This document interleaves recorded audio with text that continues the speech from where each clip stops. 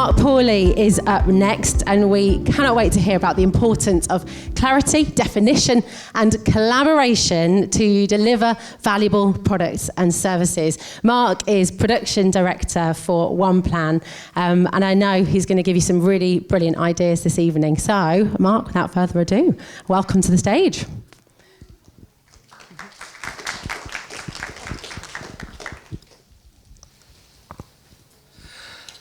Thank you, Rosie. Okay, thank you, everybody. I hope you had a good break. I think you'd agree we've had some interesting insights from our previous talkers. As we've heard, Mark Pawley, production director at OnePlan. As you may already tell, I'm a local guy, a proud Brummie, and I'm humbled to be here. Now, I'm driven to help others work better together. That usually means helping them deliver products and services faster, safer, and better. However, that does not necessarily always mean jumping into the project or the product and starting very rapidly. We'll talk about that a little bit later. But I've had 30 plus years of experience working with and leading teams across creative services, professional services, delivering all sorts of products and portfolios, global businesses, challenger organisations, recently working with a business that helps with a workflow tool for the movie and entertainment industry in Hollywood, and right now with OnePlan, working on a platform that helps businesses and organisations plan their venues and events, and recently helping the Paris Olympics. Now, I promise to try and keep on time. I'm sure Digital Waffle will keep me in check. And I promise to share, honestly, some of the things I've learned over the course of my 30 plus years of career. But most importantly, I promise to share with you, I hope, some important questions and reflections that you can take away and use as part of your product development journeys. Good start, the slides are working. So let's start with, when it comes to our understanding of product direction and intent, are we actually asking enough of the right questions? Not just the right questions, but enough of them. Do we have enough clarity? Do we have enough of an understanding across leaders, stakeholders, team members, customers, and even users themselves to understand and have a deep grasp of what it is we're trying to achieve and why? We do use visions, mission statements, North Stars, etc. But do we do them any justice? Are they truly helping?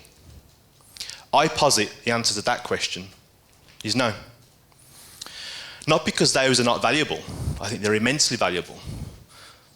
But I fear we don't put enough energy and effort into them at the very early stages of our product development. So let me help illustrate why I believe that is the case.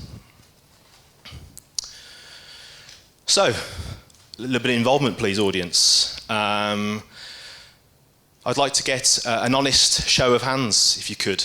I'm about to show a list of scenarios that you've probably experienced in your different roles as part of your product development journeys. And ask you if you could, if you've experienced one of these, raise one hand. If you've raised two, of course, raise two hands. If you've experienced three or more, raise both hands still, but also give me a shout out of a hell yeah. I'm sure you are not the only person in the room that will do that. And if you are one of those people, it's fine, because there'll be some counselling sessions after this talk. Are we ready? Hands ready. I won't go through all of them, maybe a few.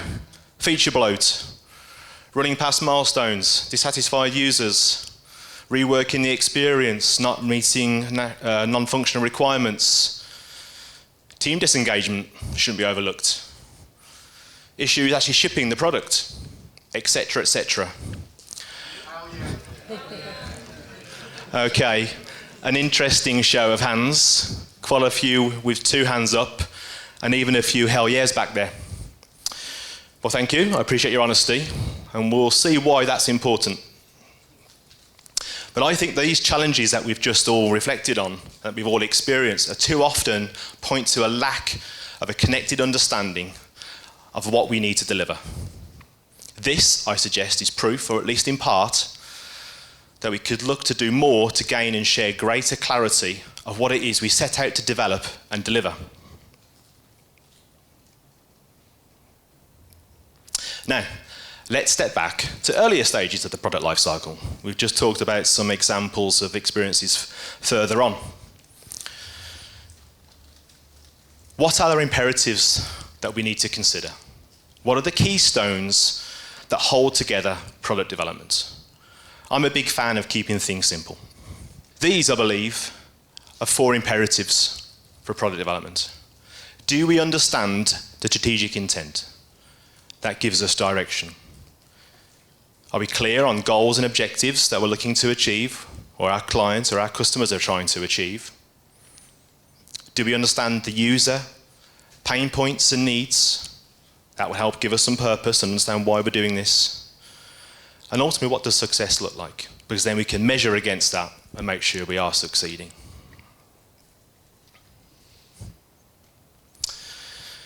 Now, no doubt, those imperatives I've just mentioned may be very similar to some of the things that you already do.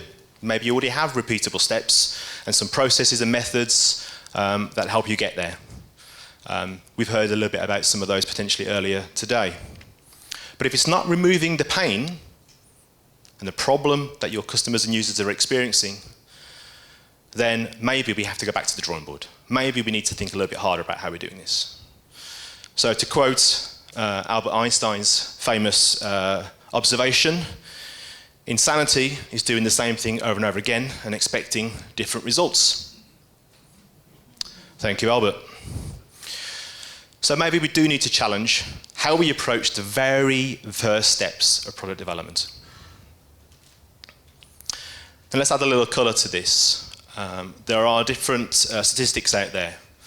According to Clayton Christensen, a professor at Harvard Business School, nearly 30,000 new products are introduced each year, and that is both digital and physical products. That research is mostly centred around the US, but even so, 95% of them fail.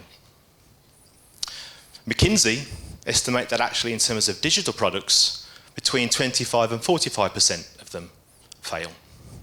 And digital transformations, well, it's much worse, say Gartner, especially if they're transformations around public and state sector. Now, those figures can be debated. There's lots of things that influence those statistics. But I would say the odds are probably stacked against us. We do know, of course, that actually sometimes failure is important and we need it. We need some failure to help us innovate, but unless it's really calculated into what we're doing, it could be a big problem for us. So with all this failure, what is it we need to actually succeed? Why is product success so rare? Well, I believe, that if we dig deep, there are a couple of common factors. And one of them is fundamentally clarity about what it is we're trying to achieve. What is the root cause here? Is there a gap in ensuring there is a deep understanding by all stakeholders of the problems we're trying to solve, and also, more importantly, why we're trying to solve them? Also, maybe there's a lack of transparency across teams to involve them in the conversations to get a wide understanding and collaboration to come up with the best solution for the problem. Clarity, I think, always is at the start. Now, it should be easier. It should be simpler. Right? Well, we do know building a digital product actually is complex. Technology advancing faster than ever before. There's a plethora of solutions, different approaches, shortages on skills, demanding timescales. They all amplify the problem. But if we can get some moments to relax with or without a hammock, we can identify time that we can save for some of those problems we earlier identified and maybe invest it early in the life cycle of our development. So what I hear you say. Why is this important, Mark? Maybe this is just part of the deal with product management and development. Well, maybe, maybe not. I don't necessarily believe so. In fact, I think there can be a change in mindset here. Now, more than ever before, products and businesses face greater competition, greater challenge to succeed, but also a greater need to get things right first time. And that's an important point, and we'll come back to that a little later. We, of course, all want to succeed and do better in delivering those products. And our customers and users need us to succeed too.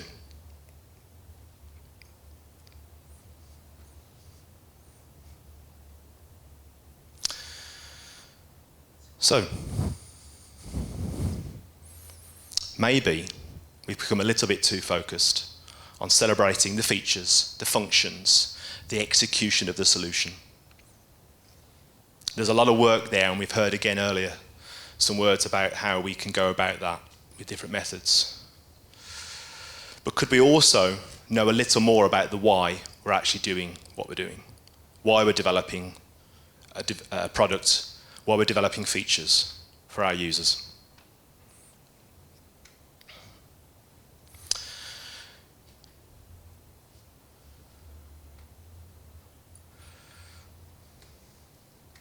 So a point of reflection.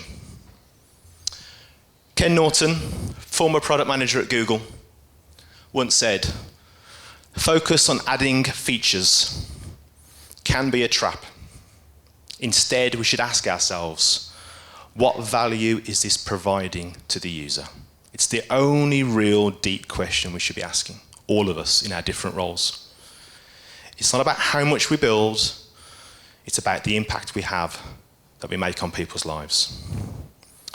Put another way, Martin Suntinger, Director of Product Design at Atlassian, and if any of us are Atlassian users in the room, then we might raise a little bit of an eyebrow to this, but I think the essence of what he's saying is still true, that the user voice and the collaboration with customers is something that's really part of my routine. We're not talking about the feature or the product. We're talking about the solution for the problem that the customer has. So it's less feature-orientated and more benefit-orientated. Such a key point, I feel. Okay, let's jump back into how we approach this. We all know and we all use, and as we've heard earlier, there are already established processes that maybe we use in our organisations. We know there is no shortage of methods, frameworks and tools, hundreds if not thousands ultimately, to help us understand and break down and organise the work. Some work well in some scenarios, some less so in others. I do believe in actually using the right tool for the right job. However, there's often debate between those, sometimes arguments, which is the best, and we do all have our personal favourites. But from my 30-odd years of experience, I've discovered actually there's a huge benefit to remain agnostic. Not get too evangelistic about any method or any approach and how we approach the work, and always being prepared to challenge how we go about that work and how we do things to suit the scenario. I actually believe that it means usually doing more. It doesn't necessarily mean more work, but actually overlaying, maybe in blending various approaches or tools to get to the actual source of truth. What is actually we're trying to understand and solve for our users and customers. So we should all be challenging, we should all be curious, inspecting, diagnosing, analytical, questioning, all those good things about how we approach understanding the why and the direction of what it is we're trying to do. Now, a lot frown at this, but if it works, it works. Just like a torch with a pair of pliers and an elastic band, if it gives a solution to the problem, it works. Now, I believe a lot of energy is put into using these things to help us prepare and break down the work and drive the execution, roadmaps, research, personas, journeys, prioritization, user stories, task planning, the list goes on. And whether we're using true agile practices or not, and that's again always debatable, there are sequences and routines we do follow. And this all helps us break down the work to understand and define, design, experiment, build and test what it is we're building. And all of that does absolutely need to happen. We should not remove any of that, in my opinion. But only if it's in synchronization with these imperatives. All of this preparation has to be compiled around the clarity of the problem we're trying to solve. I believe in keeping things simple, and these imperatives really help us get to the nub of what we're trying to do. Without these imperatives being fully understood and captured, all the work I've just mentioned could actually be very much in vain. And all those different things I've talked about are used by different roles and different stages, but it's no good putting that effort and energy in, and of course that usually means cost, if we're actually not really understanding the problem we're trying to solve. So another way of looking at it is this idea of where do we invest our time? What is the best way we put our energy? Where do we best put our energy? I'm a believer in putting it as early as possible and as much as possible in the early stages of the process. So this idea that investing time in careful thought and planning early is like sharpening an axe. It might seem like you're delaying the actual start of the work, but that care and attention in preparation means ultimately you're going to be able to go about the work with less effort. And in the long run, you will save time and energy. And it's that same sort of principle, I think, can be applied here. Now, a good friend of mine reminded me of this point fairly recently. In that, and this is especially for those amongst you who are agilists in the room, I include myself there. This is not about trying to determine answers to everything at the start. We know that not all things are known. This does not fly in the face of agility or agile. Aspects of how, what, and who do emerge and change and evolve as we go through the development. But this idea of certainty as we go through the life cycle, yes, the further we go, we have greater certainty. But we still have to have a thread going through the middle of some degree of clarity. We've got to start somewhere with an understanding of the problem we're fundamentally trying to solve, at least to get us to the next horizon or milestone.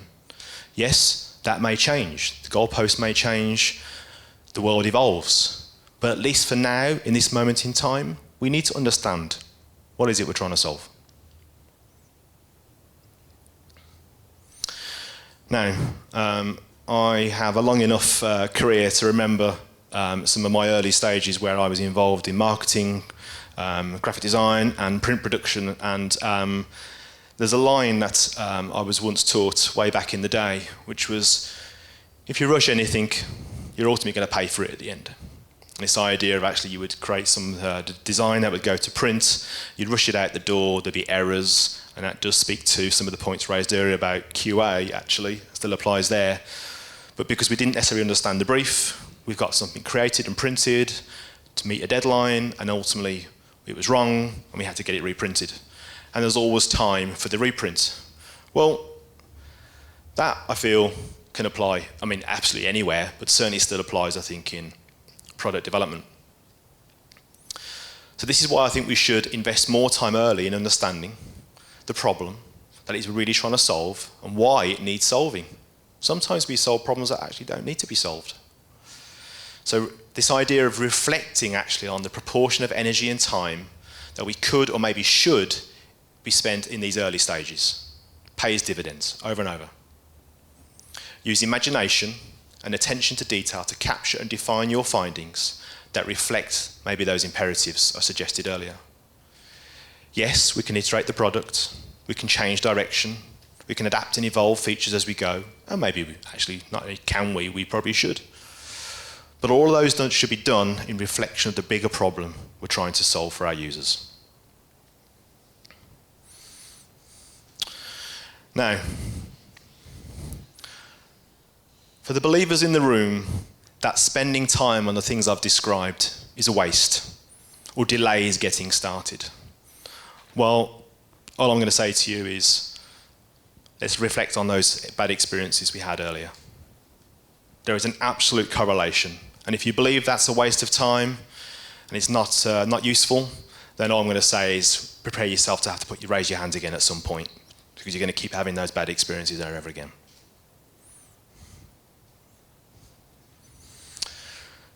Okay, so let's talk a little bit more about what. You're talking about changing an approach here, Mark. Well, I am, but not in a really fundamental way. I don't think any of what I'm describing here is necessarily revolutionary, but I think in our eagerness to make a start, we missed the point. Keep it simple.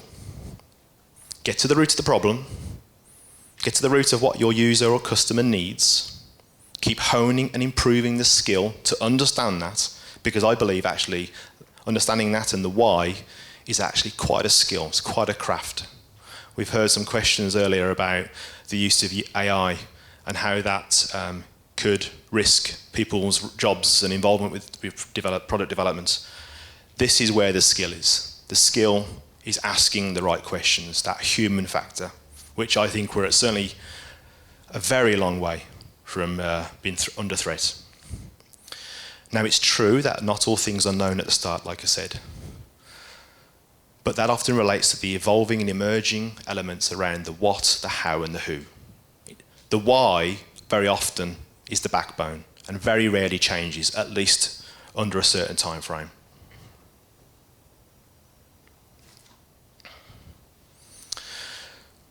So to put these imperatives, I suppose, in a slightly different format,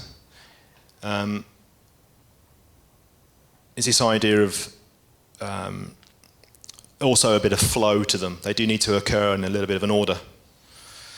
So we need to understand that purpose. What deep value will this bring to the customer or user? Whatever we're making and developing, will it actually bring deep value? Define the goals, and I find still to this day that SMART objectives work really well. Define the outcomes. What actually is the desired change that your users and customers are looking to experience? And then importantly then, define measurement around how you evaluate the success, that change has been made, that you can celebrate that the value has been achieved. Now, I'm a fan of Roman Pichler, a fairly famous leading product management expert who specialises in product strategy, product leadership, and agile coaching. And I don't necessarily believe in reinventing the wheel. He has a really simple and effective goal-orientated roadmap approach, which is freely available and takes those imperatives I've just mentioned and works really strongly alongside them. It also works very well alongside other methods. So if you're using design thinking, double diamond, lean startup, value proposition canvas, even good old 5 whys, those can still be used in unison with this. I would strongly recommend it. So we've got more clarity. Maybe we've captured that really well using those things I've just mentioned and this simple grid from a Roman Pichler. But what next? Well, the final part really is the collaboration, and it's the thing that I find is often overstated but never really fully achieved. It is a cliche that communication can be a broken link for collaboration, or at best, messages get lost in translation and transmission. So my recommendation is to use less jargon. We all have different specialisms and we all have our expertise in different roles in what we do. And that's not just us as development teams, but also our customers and users too. Our clients, different people in different roles, all have to play a part in this. Using commonly understood language really helps overcome problems. The amount of times I've been involved in conversations where people have started using jargon and nobody's been in the room nodding. And then after the meeting, people are saying, what did that acronym mean? It's like, just not helping. If people aren't using common terms, then there's a real risk of lack of understanding. Get playback when you are sharing what you discovered. Don't just assume that the message transmitted is also the same as message received and is the same as message understood. Those three things, in brackets, otherwise known as Chinese whispers, can cause real problems. Until humans develop the ability to have telepathy, we have to work much harder at making sure we clearly communicate and that those messages are understood. So if we clearly articulated and cascaded what it is we're trying to solve, what is the problem, and now everybody involved needs to have some visibility in that. I'm not saying we get literally everybody on a virtual or physical room across a whole team. That is usually a little bit challenging. But we do need to think about making sure that the right people are involved at the right time, which usually means early. They can often bring some very novel ideas and can help overcome some problems. But it doesn't just mean that we do this once. It's ongoing. Make sure that you have methods in place that your conversations and your discussions are two-way or maybe even multi-way and are ongoing. Then you allow people to come back with ideas and contribute and ask questions that maybe even you've not asked. Any one of us, any stage, at any point in the process. No one of us, not one of us, has all the answers.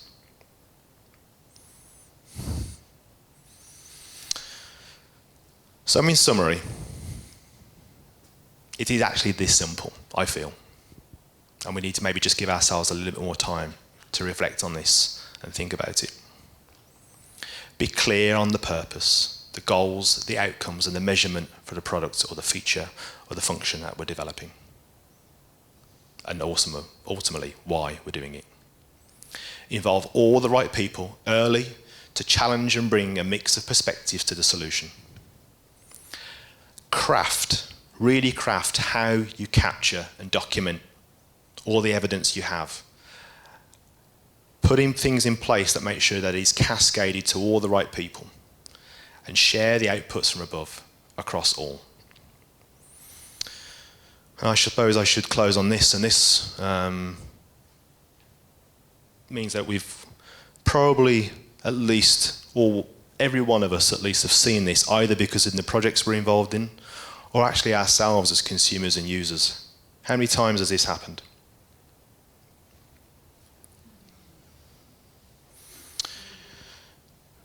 Remember, the user, the cat, just wants a box to play with. Let's remove the ego. Let's remove the overthinking.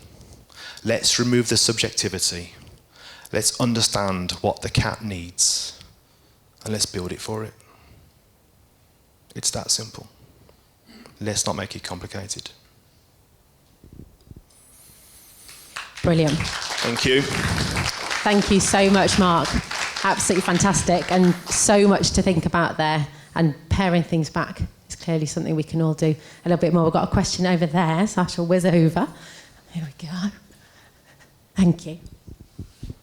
Hiya. Great talk. Really enjoyed that. I think it was good. Particularly enjoyed the your comment about removing acronyms. I was thinking today call them crackronyms because they just don't make any. If you're not in the zone, you don't know it. But I thought the sort of metaphor you were getting across was you were using constellations, and you're at the beginning, and you're talking about that. And so I'm a technical lead in a number of projects, and I'm with all these. I work with these brilliant sales directors. Marketing gurus, they're all brilliant and they all have incredible insights. But when it comes to that sort of, you said about not starting the journey needlessly, but I certainly send sort of satellites out first to see what's technically possible before I go back to them. So it was just an observation really that I sort of, what is too much starting, or is it possible to do a little bit of starting before you actually start, That's an interesting question. I like your idea of satelliting. Pertinent for today, for a new spacewalk.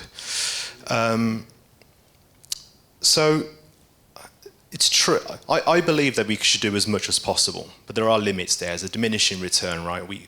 We can spend a lot of time probing and asking questions, and in theory, you could go on for quite a long time doing that. It's very hard to sort of suggest a limit on that. I think you have to put in place some checks and balances to understand actually whether you feel you've got to the nub of the problem. And I've got an example where, a very simplified version of an example I've come across about 4 years ago, was that somebody said they needed a feature creating. And the simple question was why? And the answer back immediately was because we need to make some money.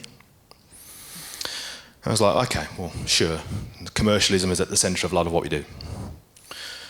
However, why is that important? Why is making money important? Is it because actually you want your business to have greater revenue and it means your shareholders do great? Or is it because actually you want to have bigger market share, you want to build your reputation, etc., etc.? You can always go another layer or two back to understand actually what's really driving it.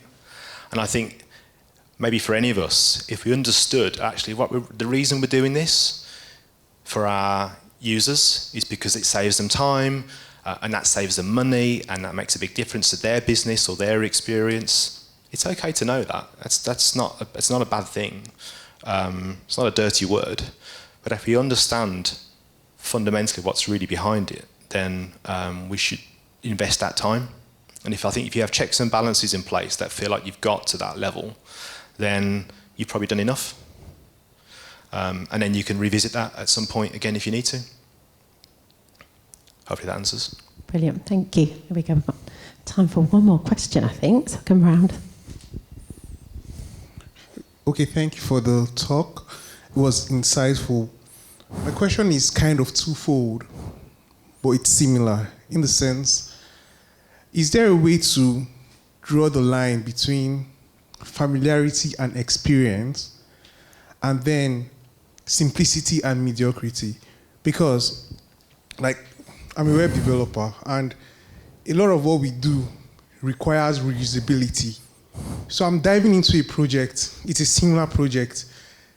Is there need to apply the concept of taking time to reflect on that project before diving into it? When I know that, all right, the time I spend reflecting on it, I can just get in and get things done because I've come across this before. Quick math, get it done, ship it out, move on with your life.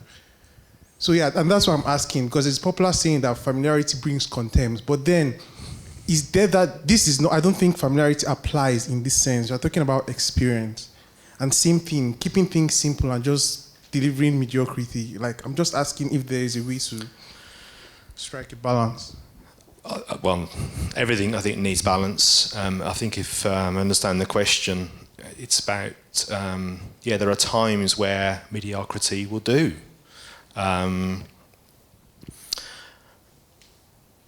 Again, I reflect on some experiences where I've led teams where people with amazing knowledge, insight, and expertise and skill, who clearly want to build the best of whatever it is they're doing, or do the best of whatever it is they're doing right now. But sometimes that's just not needed. So you do have to look for a balance. And I think actually stopping for a moment before we start helps us to understand that. There are moments where actually we say, doing something to a certain level that isn't necessarily perfection, but actually if it serves the cat in the box, then maybe that's enough. Amazing. Thank you so much, Mark, and thank you for your questions as well. It's brilliant to get your input. Thank you very much. Big round of applause for Mark, everybody. Thank you.